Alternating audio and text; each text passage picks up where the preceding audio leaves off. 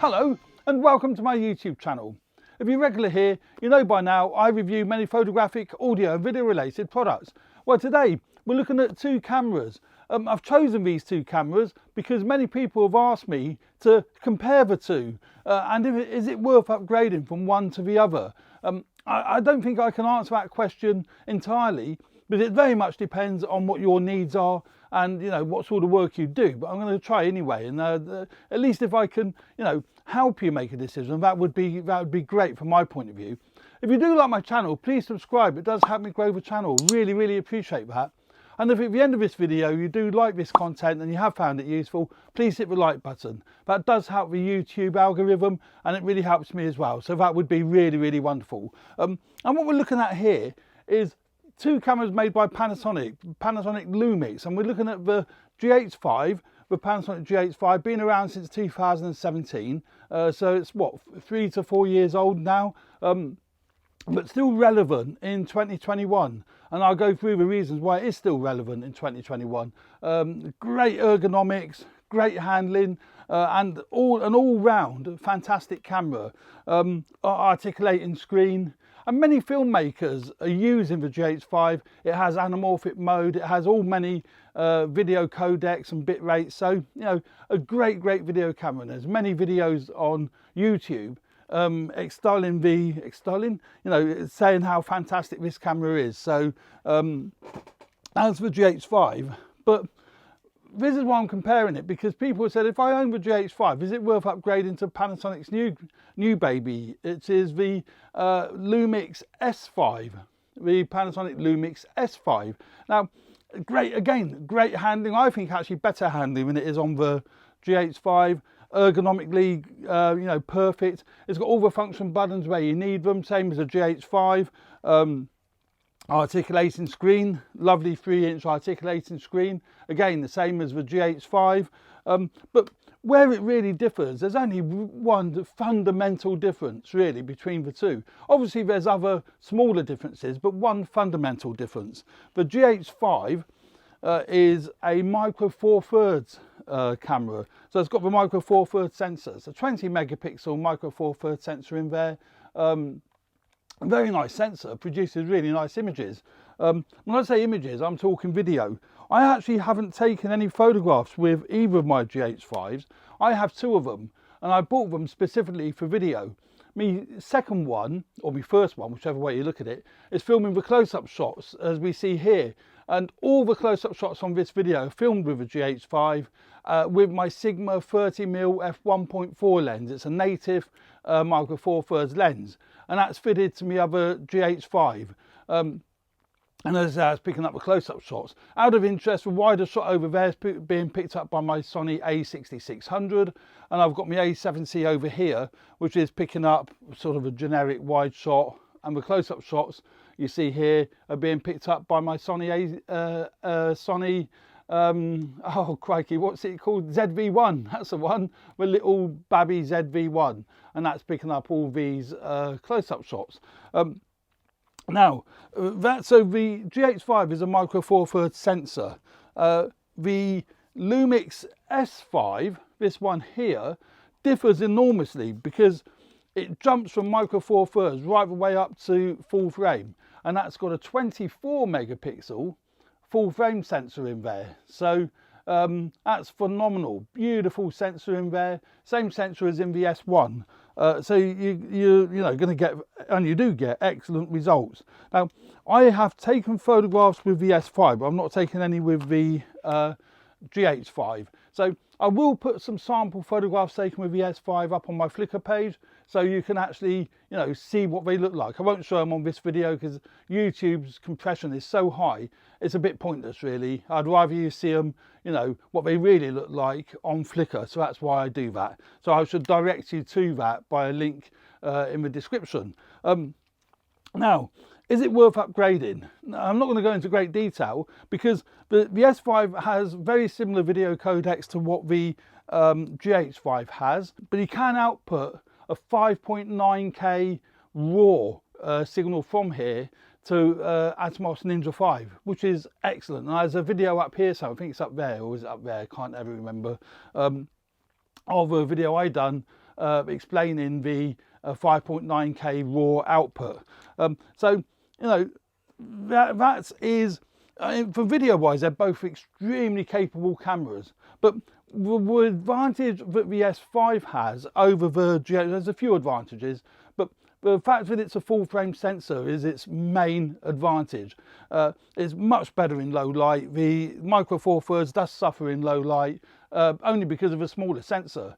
But the S5 is great in low light because it's got the bigger sensor predominantly. So really, if you're into doing a lot of low light filming, it probably is worth upgrading to something like the S5. But it gets a wee bit more complicated than that. This is at a fantastic price point. It's well under 2,000 quid now. It's about 1700, 1800, something like that. But that is quite competitive with the Sony A7C that I'm filming with over there, the Sony A7 III, the Canon EOS R, the RP, and many other, well, not many other, quite a few other full frame cameras, not to mention the Fuji XS10, the X-T4. So there's a lot of cameras within this sort of 1,500 to 2,000 price bracket. You know, I think it's not a decision. Do you upgrade from the GH5 to the S5?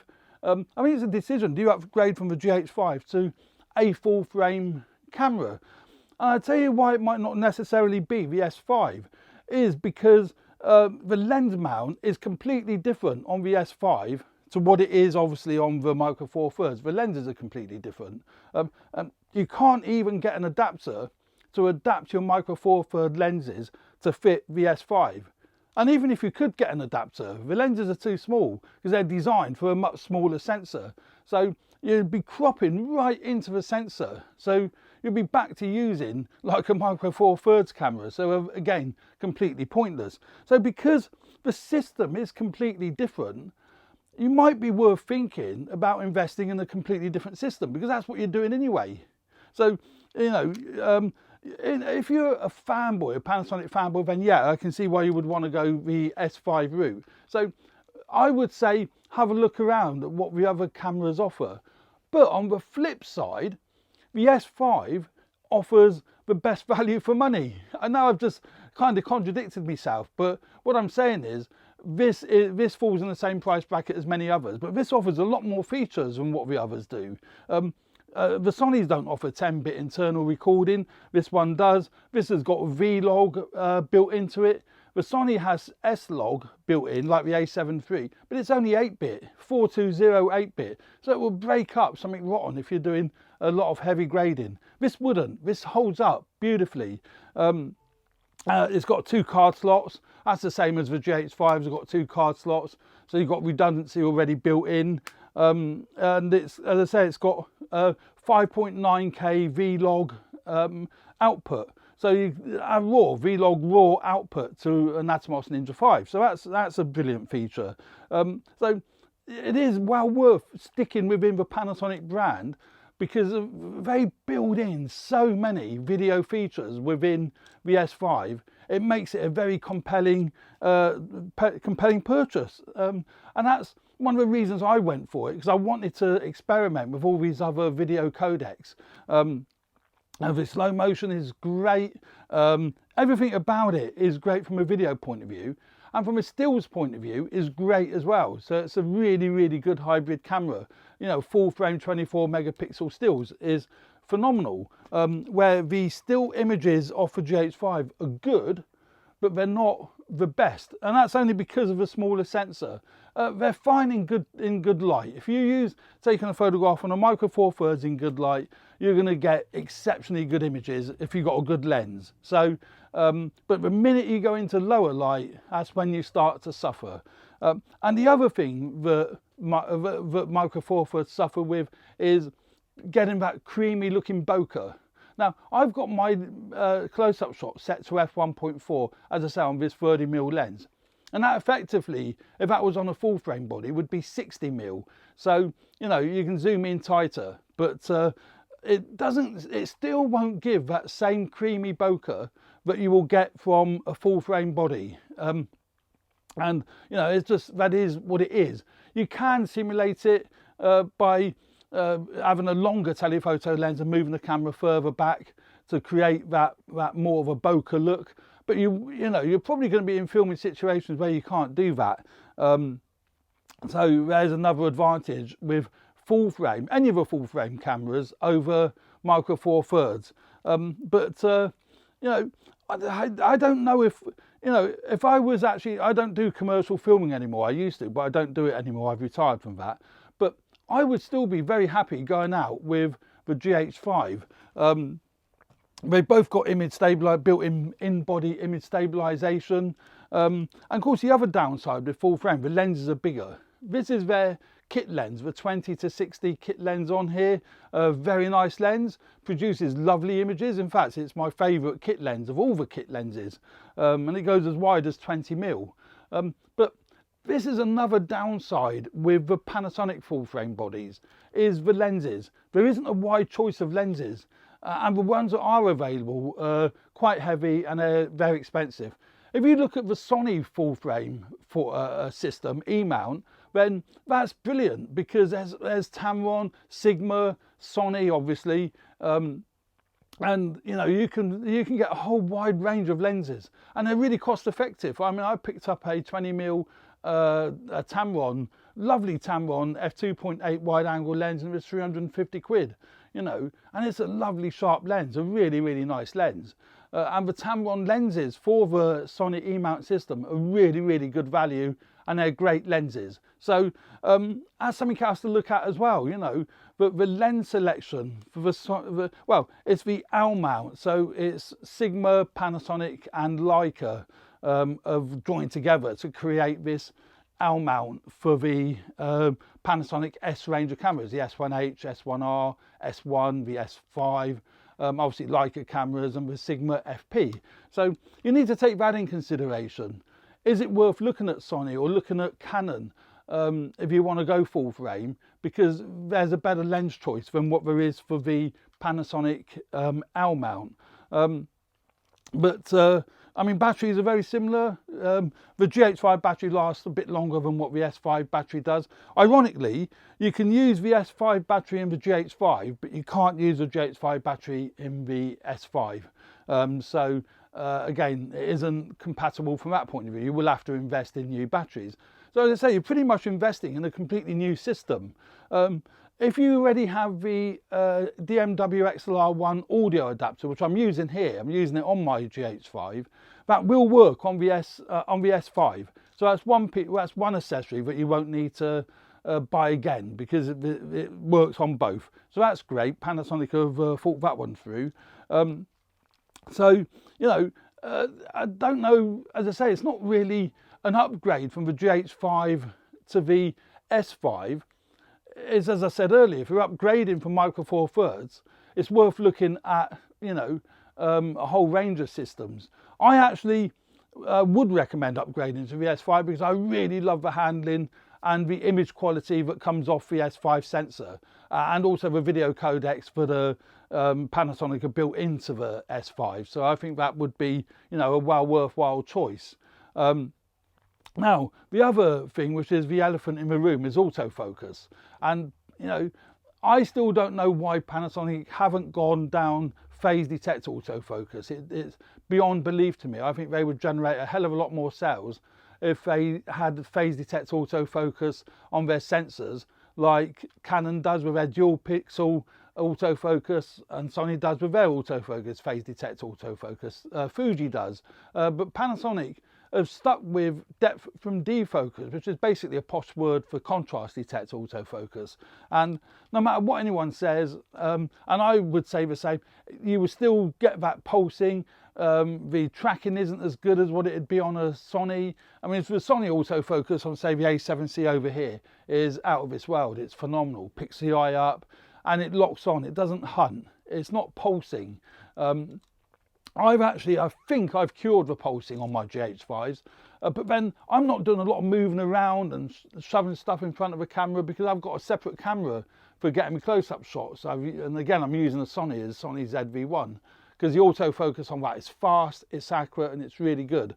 So, if autofocus is a genuinely really important thing for you, you might want to hire an S5 first of all, just to see if it does work for what you do. It works for what I do, so that's why I love it. But will it work for what you do? I don't know. Only you will be able to know that, and you need to do some tests to see. Yeah, I mean, the Sony autofocus is phenomenal, and and I've used Canon as well. I've got Canon, and their autofocus is great. But that's the only thing I would say about the S5. It's using contrast detect autofocus and not phase detect autofocus. Well, phase detect and contrast, it's a combination of both. Yeah, I think, size-wise, they're both very similar. The S5 is actually slightly smaller than the GH5, not that you can really tell by looking at it like that, but they do say the S5 is slightly lighter and slightly smaller. But it's going to be a lot heavier because the lenses, if you look at that, they're fairly comparable. I mean, that's equivalent 12 to 35, 24 to 70. That's equivalent to 24 to 70. This is a 24 to 60. So sort of comparable, but that's twice the size of 24 to 60 on a full frame body. So if you're lugging them around, you're hiking up hills or whatever, you might want to stick with a GH5.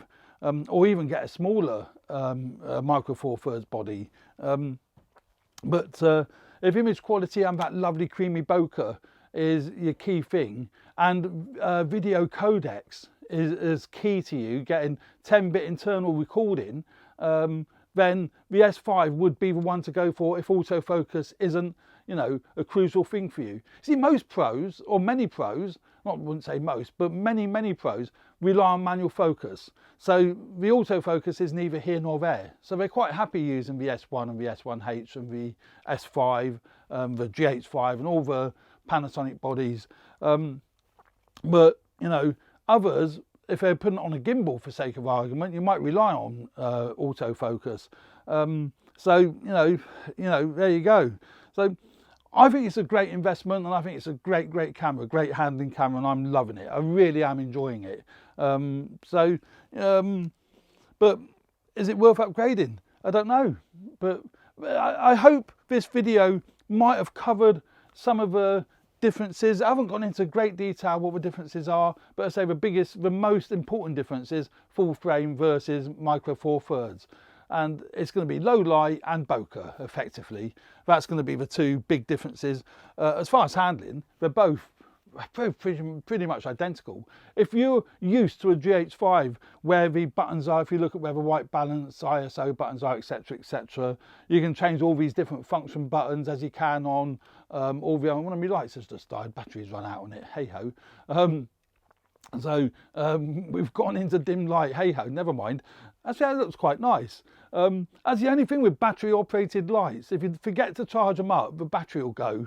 But there you go. So yeah, I think the handling is very similar to both. So if you're a Panasonic user, moving up to the S5 would be a cinch because the handling's almost identical. You're going to find the handling of this S5, the grip is better. I love this grip. The handling of the S5 is very similar, if not identical, to the GH5. So there we go. I hope you found this video useful. So please subscribe to my channel, as I said earlier, if you haven't already done so. And you like the content of my channel, that would be fantastic. And you like this video, please subscribe to the, please hit the like button if you like this video, even though we've gone into darkness a bit. But that looks quite nice. I might carry on with that in the future. I see what that looks like in the edit. Let us know what you think. The main light on the camera's gone out, so we've just got key lights coming from either side now. So there we go, looks like I've got one dark shadow down the side of my face, but maybe it isn't as dark as it looks. So there we go, thanks very much for watching, enjoy the channel and stay tuned for more videos relating to video and photography. Cheers for now, bye.